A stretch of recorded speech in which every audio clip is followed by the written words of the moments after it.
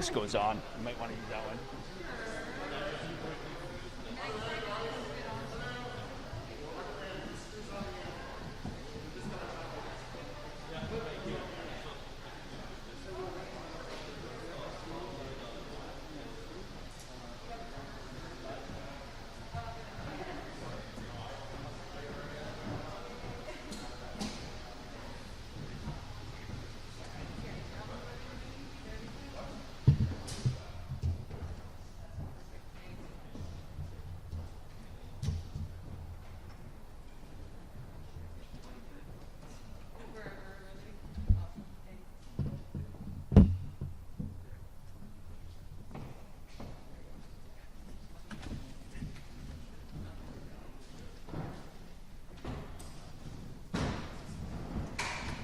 I see what you're saying. Yeah, it sort of sticks out a bit.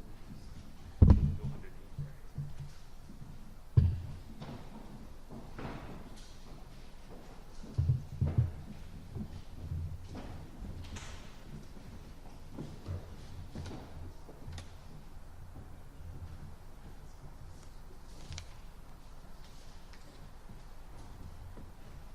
Everyone good?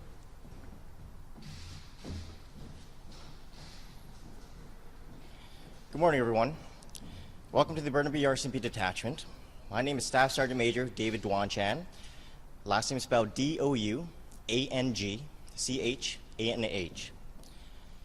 I'm representing the Burnaby RCMP, and today we will be providing you with an update with respect to the homicide investigation that occurred on the evening of Saturday, May 8th in the area of 6th Street and 13th Avenue in Burnaby.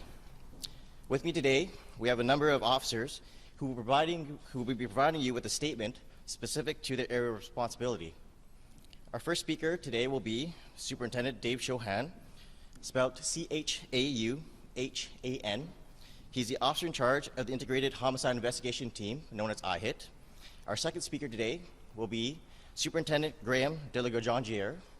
Last name is spelled D-E-L-A-G-O-R-G-E-N-D-I-E-R-E. He's the acting officer in charge of the Burnaby RCMP detachment. Our third guest speaker today is Assistant Commissioner Dwayne McDonald. Last name spelled M-C-D-O-N-A-L-D. He is the E-Division Criminal Operations Officer in charge of the Federal Services, Investigative Services, and Organized Crime. Also with us today, we have a guest, Assistant Commissioner Mandy Mann. Surname is spelled M-A-N-N. He's the officer in charge of the Combined Forces Special Enforcement Unit of British Columbia, known as CFSU BC. At the end of each statement, they will be providing one. At the end of the totality of the statement, a question period will be provided. And Assistant Commissioner Mandy Mann will be here available for question period. So again, to introduce our first speaker, we have Superintendent Dave Chauhan, the officer in charge of the Integrated Homicide Investigation Team. Sir?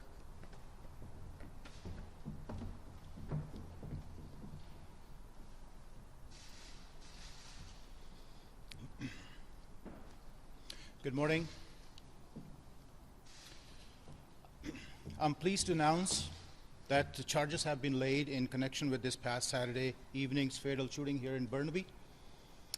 I will now provide you with a short summary of the investigation so far.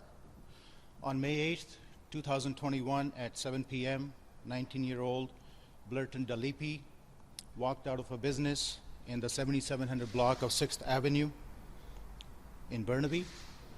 Soon after, a gunman approached Mr. Dalipi and shot him multiple times. He died later in hospital.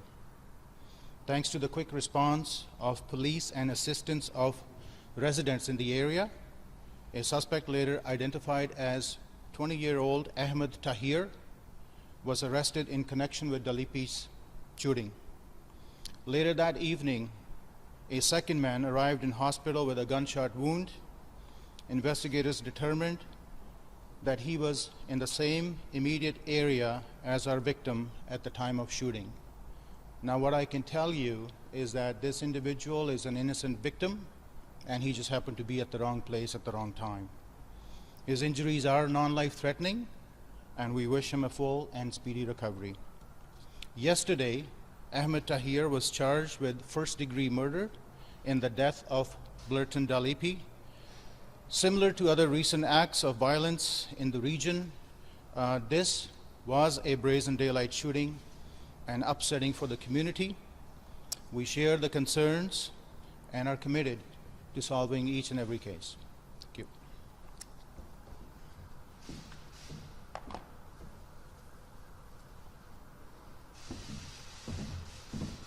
Thank you, sir. Next, we have Superintendent Graham de la Gorgengier, Acting Officer in Charge of Burnaby RCMP Detachment. Sir.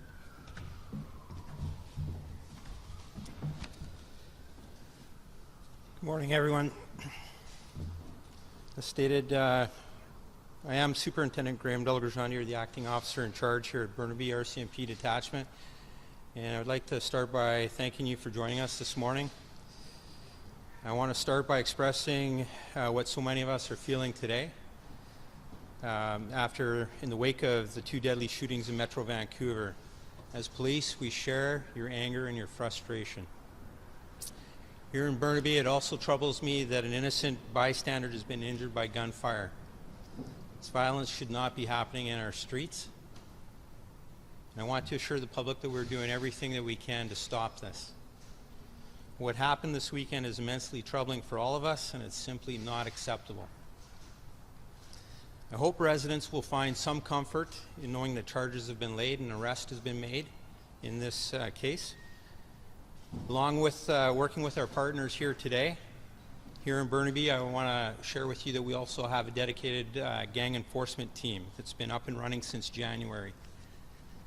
And we call that team BGET.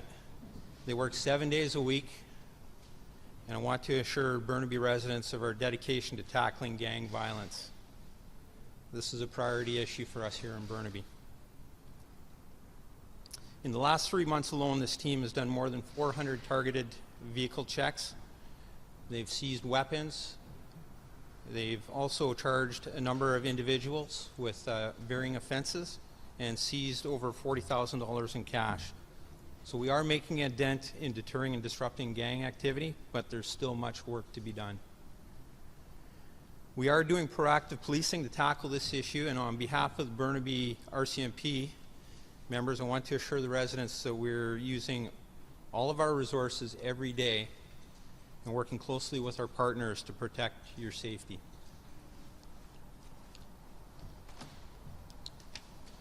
Thank you. Thank you, sir. Up next, our speaker is Assistant Commissioner Dwayne McDonald, E-Division Criminal Operations Officer in charge of Federal Investigative Services and Organized Crime. Sir.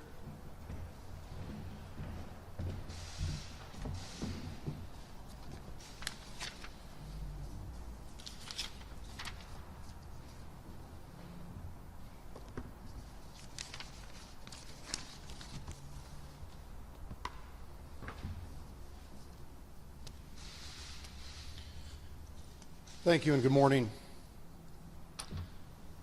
Today's announcement regarding the immediate response and quick arrest of the suspect believed responsible for the homicide of Blurton Dalipi is a prime example of a strong police presence and response, working hand in hand with members of the community that have been tragically impacted by this senseless violence. It is an example of what we can do together to combat these types of blatant attacks that occur in our neighborhood. Now, as you're well aware, we have faced multiple shootings and murders in the last several days throughout the Lower Mainland. And as members of the public, you are undoubtedly and deservedly concerned. And in many cases, you're fearful for your safety. You want to know, am I safe? What are the police doing? And when will this stop? To the question, are you safe? Let me assure you that the police of all branches, municipal, provincial, federal, are committed to your safety and in eradicating this violence. Our job is to protect you, your children, your families, your loved ones. And we recognize that while many of these incidents are targeted, they are more often than not occurring in public, on our streets, in our cities, and in our neighborhoods. And when they do, they represent an appreciable risk to safety. And that is why they must stop. To the question, what are the police doing? In extremely challenging times like this, policing agencies throughout the Lower Mainland are even more united in our response to the risk to public safety. Rest assured that integrated teams, many of which are here today, as well as the gang units of all municipalities, our strike force teams, our drug units, our criminal intelligence teams, our criminal analysts, the real-time intelligence center, our community officers, our school liaison officers, our detectives, our patrol officers, our emergency response teams, all of these and more are working in unity to attack this issue. Tomorrow, the chiefs of police and the RCMP will be meeting with Minister Farnworth to provide him an update on our coordinated response. I can advise you that we are working around the clock in both overt and covert investigations to hit these gangsters at every possible turn. And to the question, when will this stop? I can't tell you when the gang conflict will stop, but I can tell you, and I do know with certainty, that if someone remains in the gang lifestyle, it stops in only one of two ways: jail or death. It's as simple as that. And while I can't tell you when the gangsters will stop, I can tell you that the police will never stop in our pursuit of bringing these individuals to justice. We are committed, and we will be relentless in our hunt. For those of you who are maybe trapped in the gang lifestyle and you want to get out, we can help you. I know Assistant Commissioner Mann is here from CFSEU, and he can speak later to the gang exiting program to provide more information if you like. And I would be remiss in closing if I did not take this opportunity to say thank you to the members of the public that have assisted us with our investigations and continue to assist us, and to the brave police officers who continue to respond to these violent acts and who continue to put their safety in jeopardy in order to keep all of you safe. Thank you.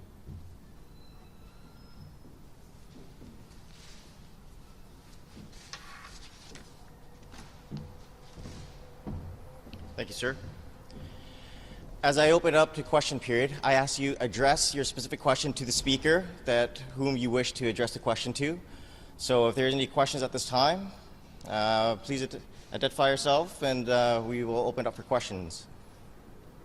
Yes.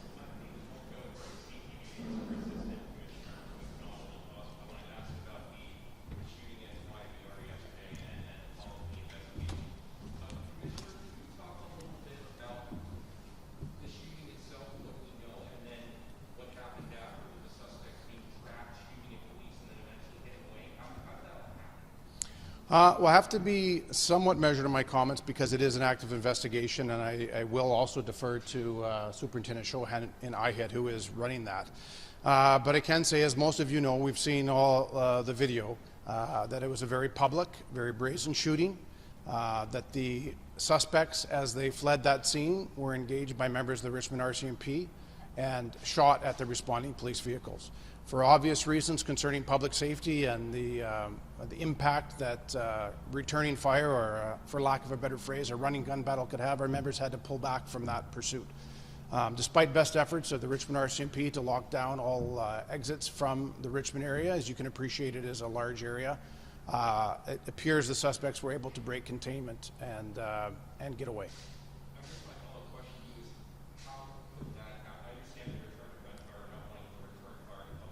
Mm-hmm. But how could a shooting that happened in one of the most sensitive, secure environments right outside the airport, I mean, there's an RCMP detachment or offshoot office there, how could they get, I mean, how could they be allowed to, per se, how could they get 30 kilometers away in front of people and distance, per se? How did that happen? Well, for those of you familiar with the traffic scenarios in the Lower Mainland, that airport is immediately accessible to a majority of thoroughfares.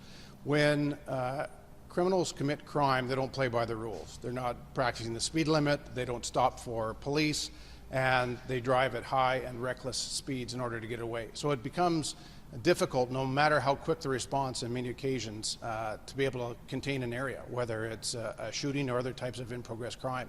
And notwithstanding the fact that we had police officers on scene immediately and that we used air resources and others, the suspects were able to break containment. Exactly how, I can't comment on at this point. Can you, or Superintendent Shohan, clarify how many shooters we have counted upwards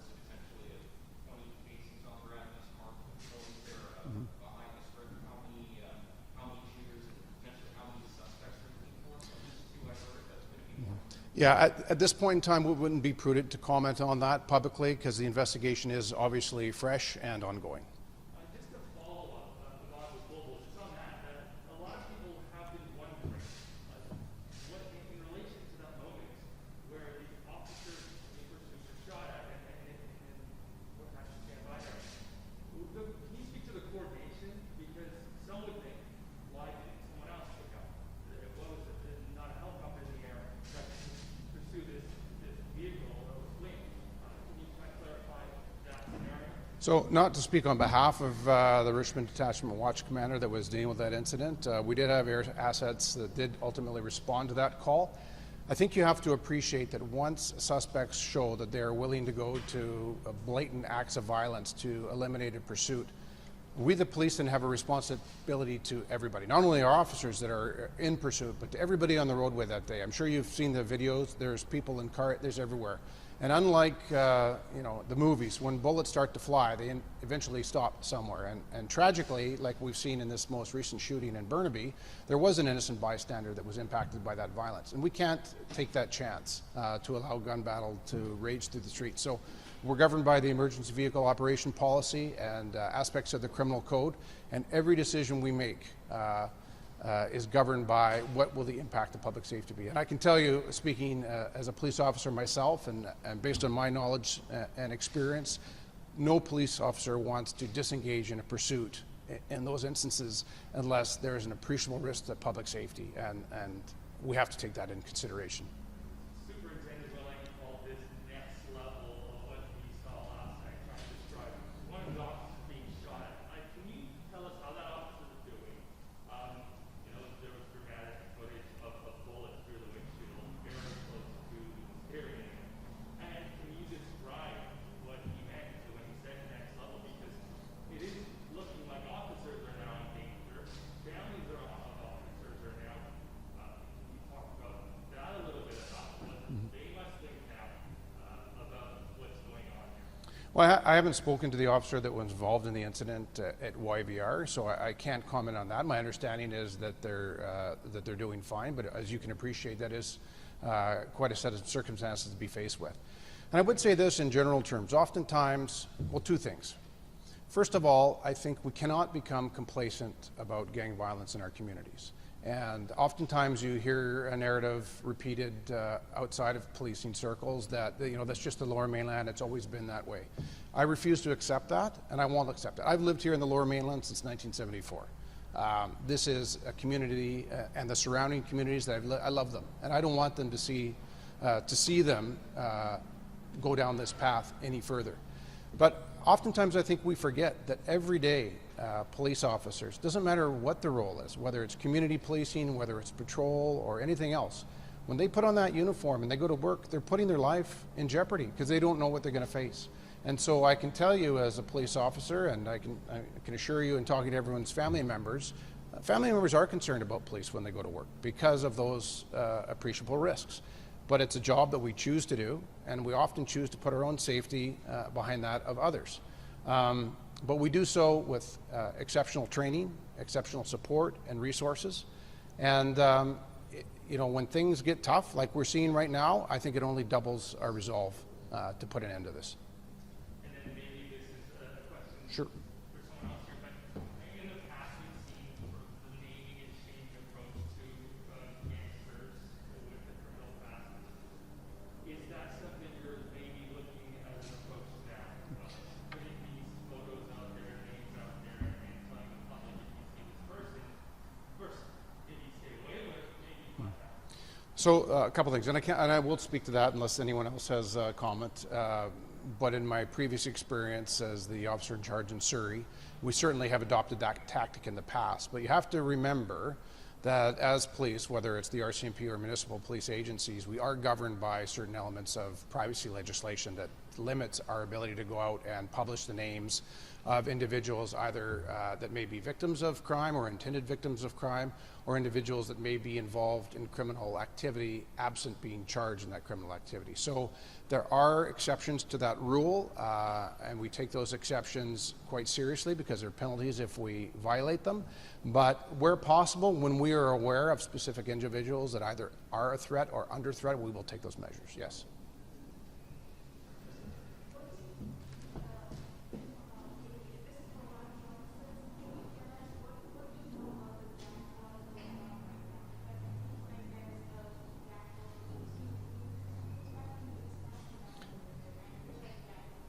Okay, I think that would be an excellent question for Chief Officer Manny Mann to answer on behalf of the Combined Forces Special Enforcement Unit. So I'll turn that over to him.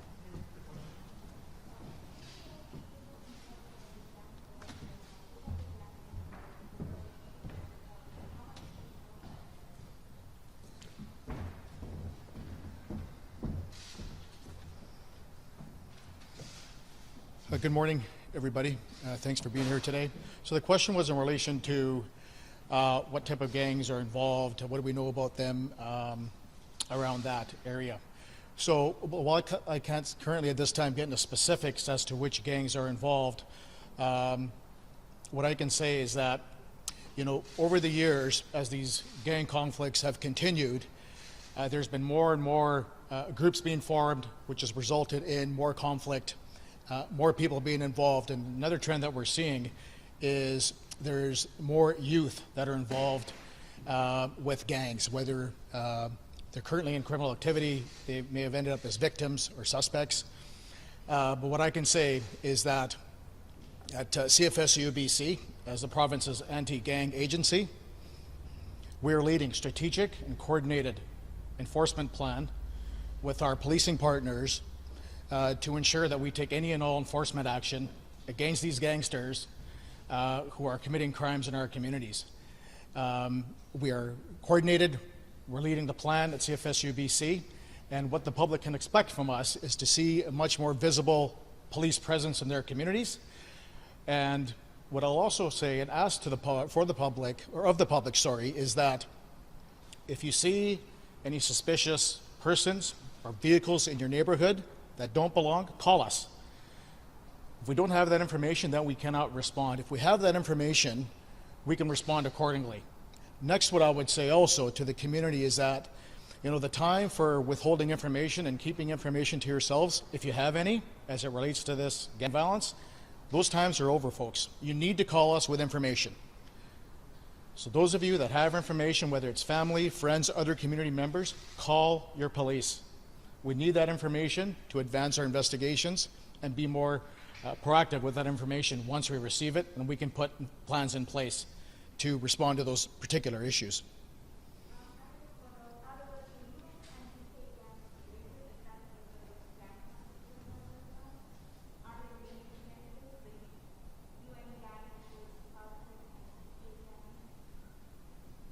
I'm having a hard time hearing the question.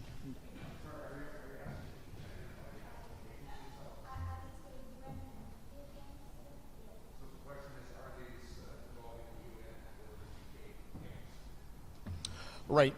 So again, we're obviously aware of those groups, and but again, right now at this particular point in time, we have numerous investigations ongoing at CFSU BC, and we hope to provide you with information on those in the future.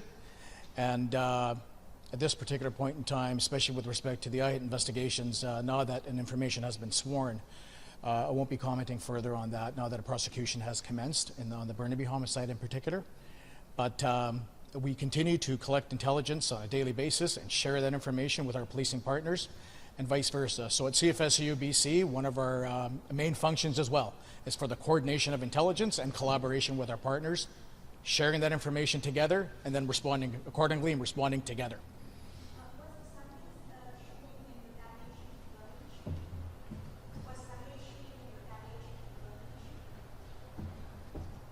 Wait, so the question was Sunday's shooting retaliation for Saturday's shooting? Again, because these are ongoing IHIT investigations, I won't be at liberty to discuss those particular investigations as IHIT has those investigations, and we have prosecutions going on some, and on others, investigations are ongoing. And my last question is, can you confirm the name Carmen Kumar? Is he the victim from molestation? I think that question I would put over to IHIT at this particular point in time.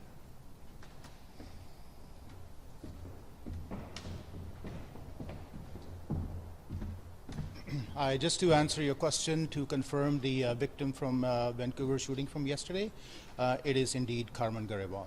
Yes. Can you comment more on the gang ties in the Burnaby shooting? Pardon me? Could you comment more on the gang ties or the ties to the Colonial gang with the Burnaby shooting? What can you tell us about that? Well, all of these are active investigations, but what I can say is, I mean, there are different groups operating in the Lower Mainland, and as far as IHIT is concerned, once an incident takes place, we are a reactionary team that respond to these, but there are numerous gangs, I would confirm that, that are operating in the Lower Mainland, yes. No, I'm wondering what the link is to either the collective. That is too early for us to, at least for IHIT to comment on that. We are working with our partners from CFSU and our detachment and municipal partners to put that information together to specify exactly which gang, if it is related to each other. So you can't confirm that it is gang? I can confirm that the Vancouver incident is associated to the LMDGC. What about the Burnaby one? I'm talking about the Burnaby. The Burnaby one, we are working on that information. I know that the individuals involved in that incident, they have criminal affiliations. It would be premature for me to link to a specific gang, but I can say that there are criminal elements involved. You're saying that the victim had criminal affiliations? Yes. Despite not having a criminal record? Yes.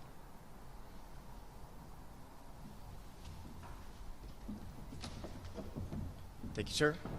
Is there any questions? Yes, for yourself there. And can you address the speaker that you wish to address the question to? Might be more than one, but I'll start with when your mom detective, please. Sure. First of all, is it unprecedented, or can you say the last time a police officer was shot at in an incident like this? Well, it's certainly not unprecedented, but it is extremely rare.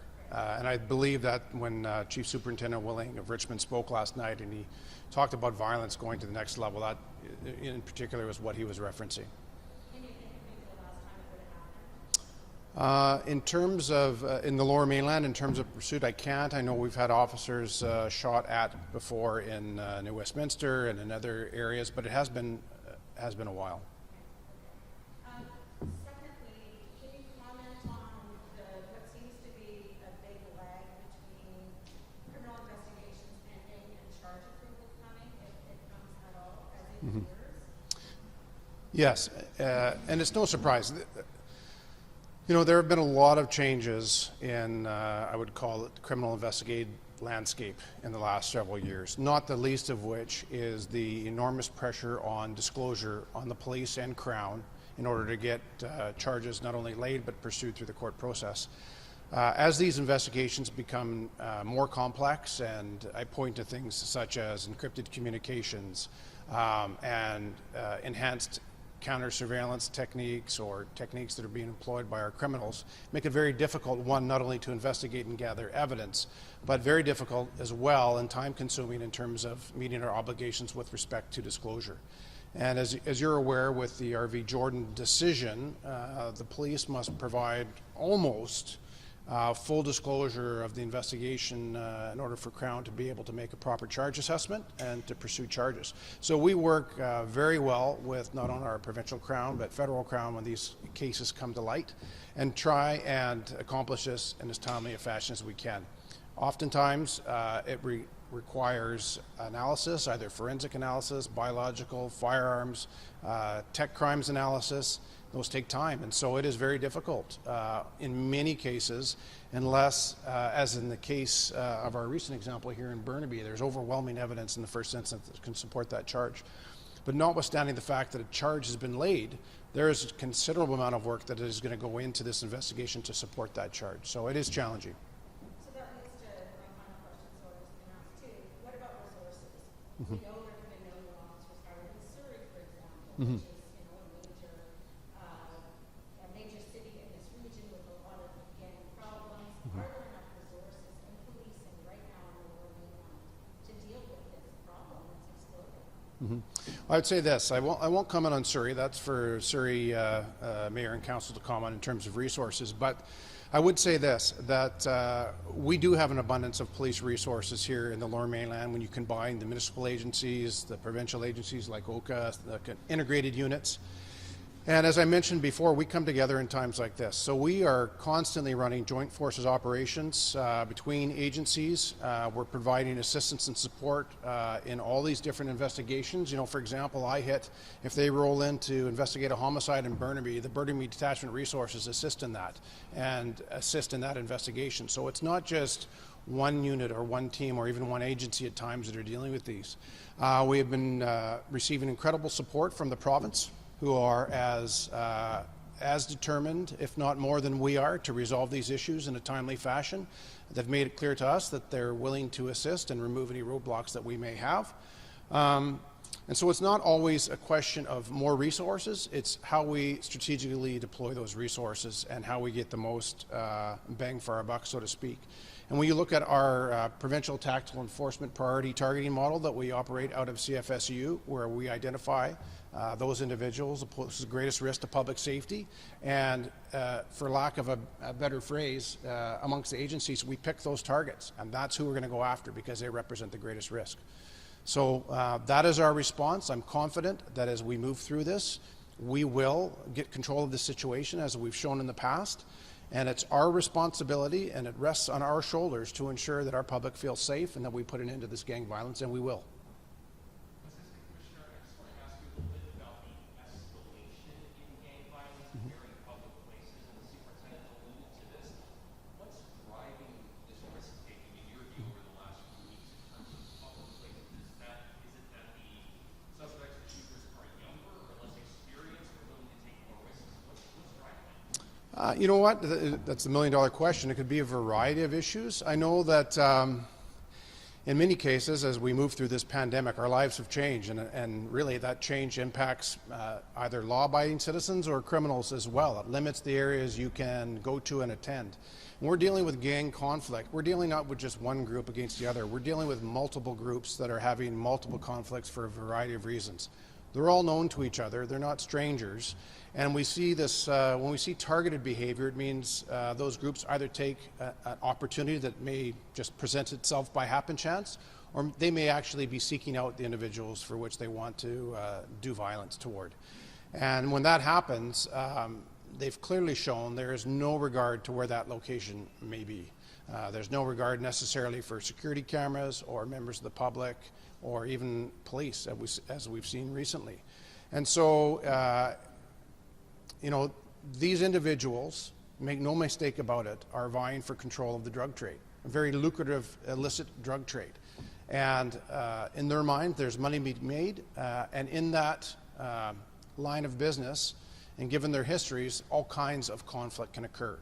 That could be interpersonal conflict, it could be historical conflict, it could be just a one-off incident, or it could be a deliberate attempt to eliminate rivals. And you know, much like we saw with YVR, they don't care. And I can assure you that the police collectively, and I use that term for all of us, we do care. Can I ask you also about illegal firearms? Obviously, there's a much greater risk to the public when somebody sprays bullets outside an airport terminal. So can you walk me through what steps law enforcement is taking generally to address illegal firearms, prevent them from falling into the hands of those who want to do harm? Okay, I'll speak in general terms, then I can also turn that over to CFSU and OCABC because they also have some excellent programs in terms of illegal firearms. This has been and continues to be a concern not only for the RCMP but for all police agencies as well as our associations, our governments at all level. As we've studied firearms and firearm crime in the last several years, we realize there's a variety of ways that firearms enter our country, whether it's through the international border, once firearms are here, whether they're legally owned or not, whether there's straw purchasers at play that purchase firearms on behalf of individuals that can't purchase themselves. It is a concern. You know, our largest land border is with the United States, and we're well aware of some of the challenges they face there. But that isn't just to put the blame on somebody else. Firearms eventually get into our country, and I believe that a lot of the gang violence we see are through illegal firearms.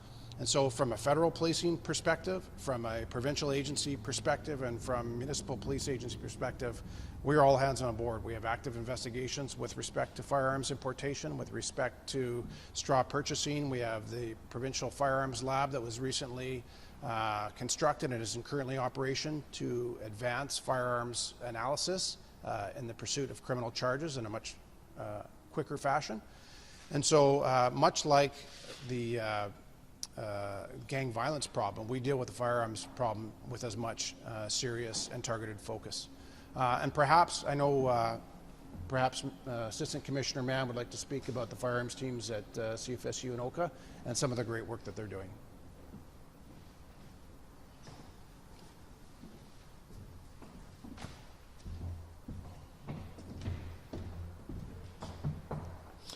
Right, just to further respond to that question, we have several dedicated firearms teams within CFSU BC. What's called Crime Guns Investigation Intelligence Group.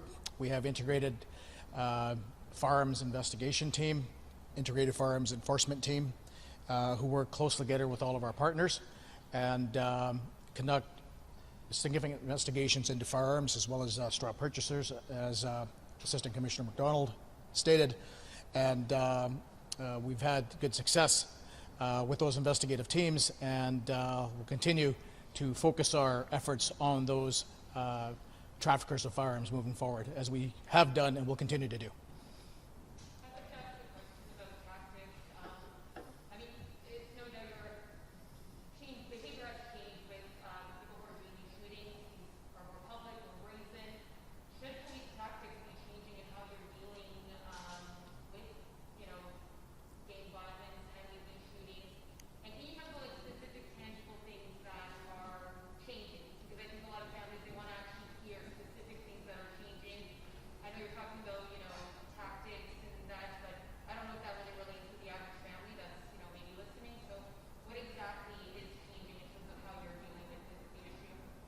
Right.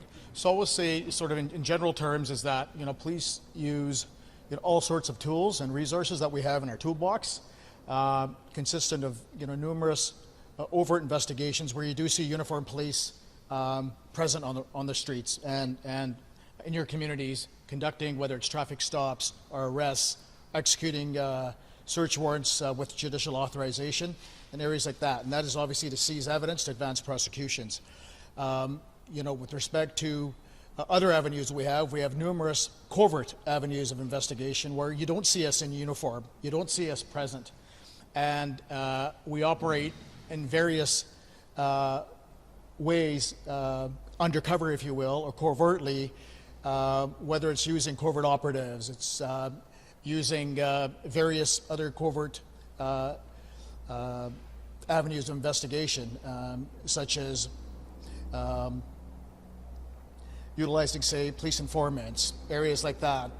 We gather information by various covert means, and we advance that information. We substantiate the information, advance it for investigation purposes. As well, so we're using various sort of overt and covert avenues of investigation to advance various aspects of our investigations. Many of our investigations use a combination of both of those methods and other methods to put together to advance those investigations. And as I've stated previously, is that gang investigations are very complex. They take months, sometimes years to advance. And but I can tell you that at CFSU BC, we have over 400 police officers and civilians from 13 different police agencies that are completely fully dedicated to enhancing public safety in this province, reducing gang violence, and holding those offenders accountable.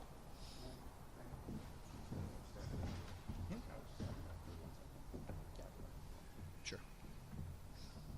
I think too, when you talk about tangible measures, there's certain things we do in our community as police officers, and let's be frank. A lot of these individuals that are involved in this lifestyle are known to us. We've known. You see them at a young age as they move through the school system, or through interactions with our patrol officers. And so it's not often a surprise in many cases, unless they've come from out of area or out of province, who these individuals are. So from a practical perspective, a lot of the areas we focus on, say in detachment policing in Burnaby or in other municipalities, is as we mentioned with the PTEP targeting priorities. We know who these individuals are, so we get on them, for lack of a better phrase. If they're on a curfew, we make sure they're following the curfew. If they're a prohibited driver, we make sure they're not behind the wheel. If they're prohibited firearms or weapons or have any prohibitions or criminal court orders, we ensure that they're complying. And if they're not, we're going to breach them. We're going to arrest them. If they hang out at restaurants and they're presenting a risk to public safety, we're going to kick them out, as long as those participating agencies are either in the Bar Watch program or the Inadmissible Patrons program that exists in Surrey.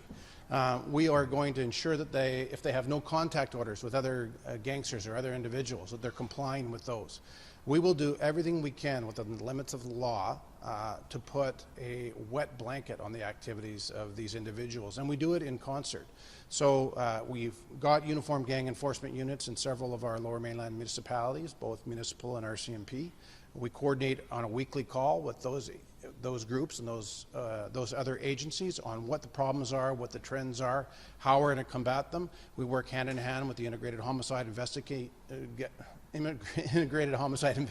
Team, and CFSU, so that we're pulling in the right direction and we're targeting the right people. When we talk about resources, they have to be strategically deployed, and so that's what we're doing. So you'll see us in your neighborhoods, and much has been said about school liaison officers and school programs, and I won't get into that other than to talk about my own personal experience as a detachment commander, and that those liaison officers for us in Surrey provided valuable insight into kids that may have been at risk or were causing problems in the school, gave us an avenue to not only reach out and try and pull them out of that lifestyle, but also, should they engage in the criminal lifestyle, give us an ability to identify them. So it's a full approach, right from the police officer that starts patrol in the morning through all aspects of our investigations. Thanks.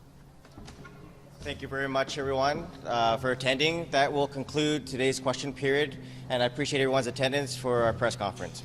Thank you.